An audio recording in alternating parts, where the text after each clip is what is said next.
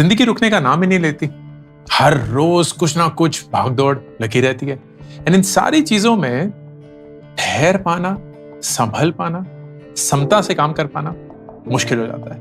ये 11 चीजें जो मैं अपनी जिंदगी में लागू कर पाया हूं to adopt a minimalist approach, एक ऐसा अप्रोच जिसके चलते मेरा दिमाग सही चीजों के लिए इस्तेमाल होता है और बहुत ओवरवेल्म नहीं होता है।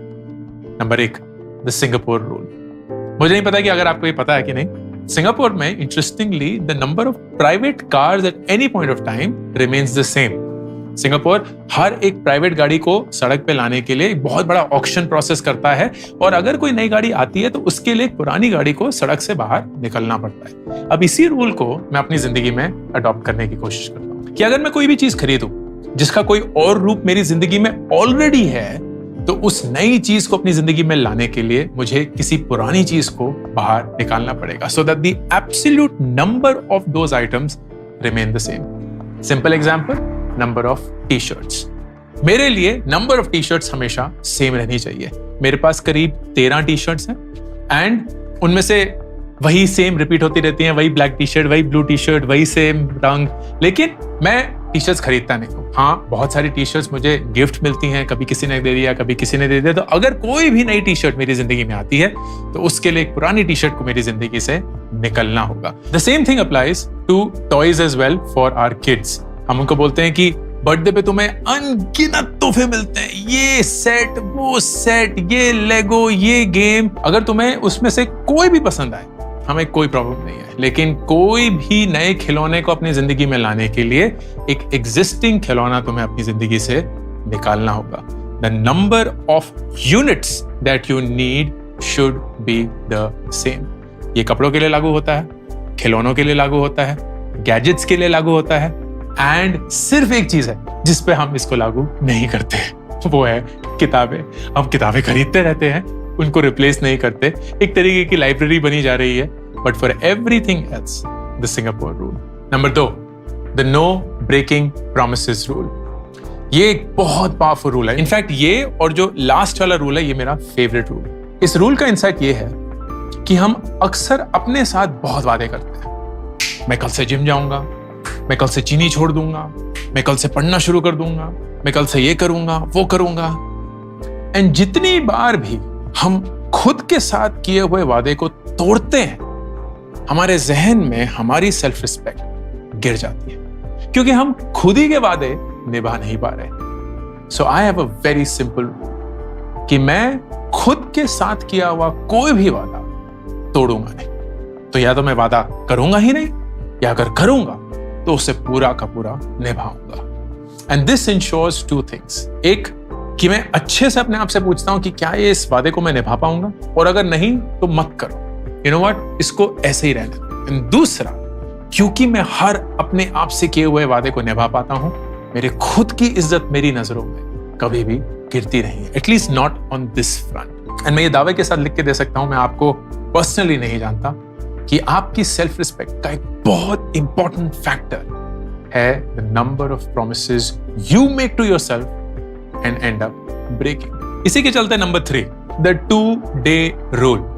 कोई भी चीज जो मैं जिंदगी में करना चाहता हूं, कोई भी आदत डालना चाहता हूं, चाहे वो सुबह जल्दी उठना हो, किताब पढ़ना हो, जिम जाना हो, पढ़ाई करनी हो, कोई हॉबी हो, whatever the case is, the 2-day rule says कि 2 लगातार दिन मैं उस हैबिट को स्किप नहीं कर सकता। हाँ, एक दिन कर सकता हूं क्योंकि कभी मूड नहीं होता, कभी काम में बिजी होते हैं, कुछ भी हो, दैट्स परफेक्टली फाइन। लेकिन 2 लगातार दिन उस आदत को आप छोड़ नहीं सकते। तो चाहे वो पढ़ना हो, चाहे वो जिम जाना हो, एक दिन छोड़ दीजिए, दैट्स परफेक्टली फाइन, लेकिन उसके अगले दिन जाना ही पड़ेगा। And this goes back to the same thing of no breaking promises rule, कि खुद के साथ किए हुए वादे को आप तोड़ेंगे नहीं। And a beautiful, simple, powerful way of doing that इस किसी भी आदत को आप 1 से ज्यादा दिन का ब्रेक नहीं देंगे।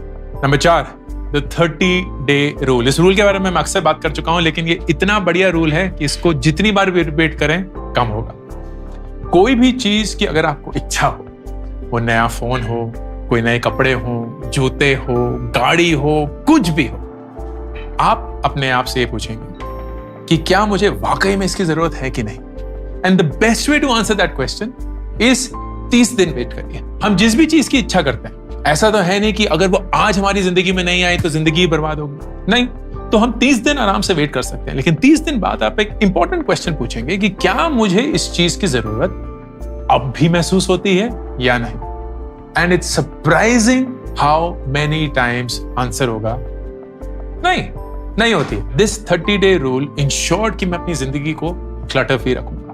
मैं अपनी जिंदगी में जबरदस्ती की चीजें लाद के अपने आप को ही मजबूर नहीं कर दूंगा कि मैं उनका गुलाम बन चुका हूं as against the other way around. And this is why I love this rule. Number 5, the distraction notebook. This is perhaps the simplest of all. आप कुछ काम कर रहे हैं और आपका दिमाग भटक गया। अरे उसको कॉल करना था, अरे वो चीज करनी थी, ओ वो चीज रह गई है। Anything that comes in your mind as something you have to do, different from a distraction जहां आप फोन खोल के बैठ जाते हैं और रीलों में घुस जाते हैं या शॉर्ट्स में ही समा जाते हैं, वो नहीं। ये अलग डिस्ट्रैक्शन। ये डिस्ट्रैक्शन है आपके ख्याल से। आपके ख्याल आपको किसी दूसरी दुनिया में ले जा रहे हैं, but you have to focus on what you are doing right now. The best way to do that is keep a notebook next to you, और उसका नाम होगा द डिस्ट्रैक्शन नोटबुक। उस नोटबुक का सिर्फ और सिर्फ एक ही काम है कि जो भी ख्याल आपको डिस्ट्रैक्ट कर रहे हैं उसको आप लिख देंगे। You will instantly right it down. होता क्या है, नंबर 1, जब भी हम कोई चीज लिखते हैं हमारे जहन में ये बात समझ आती है कि ये चीज शायद जरूरी है, इसीलिए हम एफर्ट मार के इसको लिख रहे हैं। तो दिमाग में ये रजिस्टर हो जाता है कि यार ये चीज जरूरी है। नंबर 2, जैसे ही हम उस चीज को लिख देते हैं हम अपने दिमाग को ये भी बोलते हैं कि यार ये रिमेंबरिंग का टास्क खत्म हो चुका है, करने का भी बचा हुआ है, लेकिन याद रखने का जो हमारा जरिया था या जो हमारा टास्क था वो खत्म हो चुका है। And this frees your mind. तो आपका दिमाग याद रखने से करने वाले मोड पे चला जाता है, लेकिन करने के लिए उसके दिमाग में ये भी रजिस्टर हो चुका है कि क्योंकि आपने लिखा है ये जरूरी है, हम वापस आ जाएंगे। And then use that distraction notebook. जब आप एकदम फ्री हैं, जब आप एक्चुअली किसी काम में अपने आप को डिवोट कर सकते हैं, तो डिस्ट्रैक्शन नोटबुक को खोलिए एंड देखिए कि कौन कौन सी चीजें थी जिससे आप डिस्ट्रैक्ट हो रहे थे।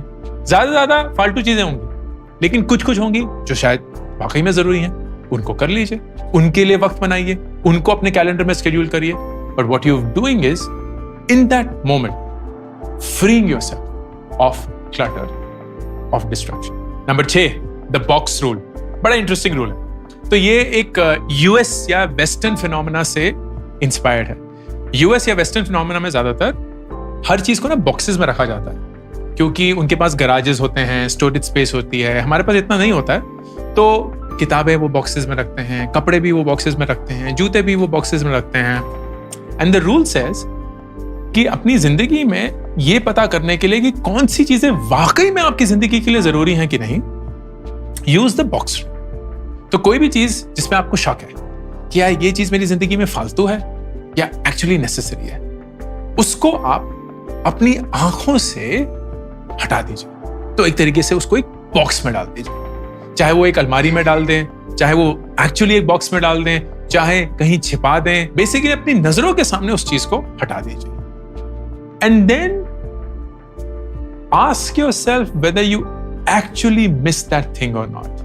1 दिन बाद, 2 दिन बाद, 3 दिन बाद, क्या आपको याद भी है कि वो चीज आपकी नजरों के सामने है कि नहीं है? क्या आप एक्चुअली उस चीज को मिस कर रहे हैं? And you'll be surprised how many quote and quote useless things हमारी जिंदगी में सिर्फ सामने पड़ी रहती। एंड हमें लगता है कि यार कभी हम इसको यूज करेंगे, कभी तो इसका यूज होगा, नहीं ये जरूरी है क्योंकि कुछ ऐसा हो सकता है, लेकिन वो नहीं होगा। And that tells you the significance of things in your life, which brings me to a very interesting rule. Number 7, reporting the robbery rule. इसके लिए थोड़ा सा काल्पनिक एक सिचुएशन। फर्ज करिए खुदा ना खास्ता आपके घर में चोरी हो जाती है। हर एक चीज चोर चोरी करके ले जाता है। एंड अगले दिन आपको थाने जाके रिपोर्ट लिखवानी है। एंड आपके इंश्योरेंस कंपनी में वो मांगते हैं कि यार आप लिस्ट दे सकते हैं वो सारी चीजों की जो आपके घर से चोरी हुई है। आपके पास 1 दिन का टाइम।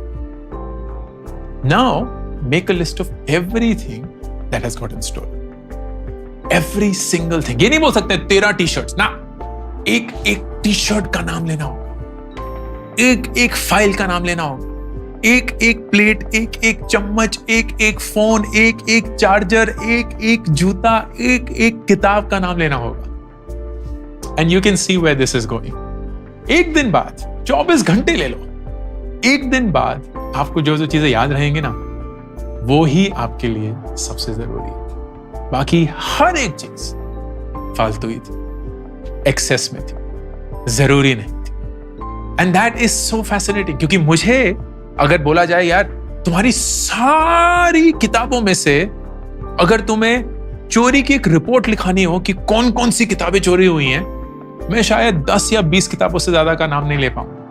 अपनी सारी टी शर्ट्स में से कौन सी चोरी हुई है, ये ब्लैक टी शर्ट बोल दूंगा, एक ब्लू जो मेरी फेवरेट है, एक ब्राउन जो मेरी फेवरेट है, एक व्हाइट जो मेरी फेवरेट है, वही नाम लूंगा। वो कौन सी जीन्स है, वही 2 जीन्स हैं, वो कौन सी निक्कर है, वही 2 निक्कर है, वो कौन से जूते हैं, वही 2 जूते हैं। Everything will boil down to the essentials, वो चीजें जो जरूरी हैं। And this exercise tells you truly कि कौन कौन सी चीजों में आपको वाकई अपना वक्त बिताना है और कौन सी चीजें आपकी जिंदगी में जबरदस्ती का लोड डाल रही हैं। Number 8, restrict information rule. ये दुनिया इंफॉर्मेशन ओवरलोड से सफर कर रही है। हर एक चीज आपको कोई ना कोई इंफॉर्मेशन देने की कोशिश कर रही है, चाहे वो न्यूज़पेपर हो, सोशल मीडिया हो, ईमेल हो, व्हाट्सएप हो, लोग हो, न्यूज चैनल्स हो, हर एक चीज आपको इंफॉर्मेशन दे रही है। तो अगर आप सारी इंफॉर्मेशन के पीछे भागते रहेंगे क्योंकि आपको फोमो महसूस होता है और आपको लगता है कि यार कोई इंफॉर्मेशन मिस ना हो जाए, तो फिर तो भैया टाटा गुड बाय, आपका संतुलन हिल गया। What you should consider is limiting the sources of information for your life. आपको जहां जहां से इंफॉर्मेशन मिलता है उसको लिमिट करने की कोशिश करिए। आप एंटरटेनमेंट के लिए बहुत सोर्सेज यूज कर सकते हैं, कोई प्रॉब्लम नहीं। आप एजुकेशन के लिए भी बहुत सोर्सेज यूज कर सकते हैं, कोई प्रॉब्लम नहीं। इंफॉर्मेशन के लिए अपने सोर्सेज को लिमिट करिए। फॉर एग्जाम्पल, मेरे लिए news comes from 3 sources. Newspaper, जो कि मैं हर रोज पढ़ता हूं, लेकिन वो एक दिन पुरानी न्यूज होती है, दैट्स परफेक्टली फाइन, मैं अपनी पेस में उसको पढ़ता हूं। दूसरा, ट्विटर, जिससे मुझे रियल टाइम जो भी इंफॉर्मेशन मिल रही है वो मिलती है।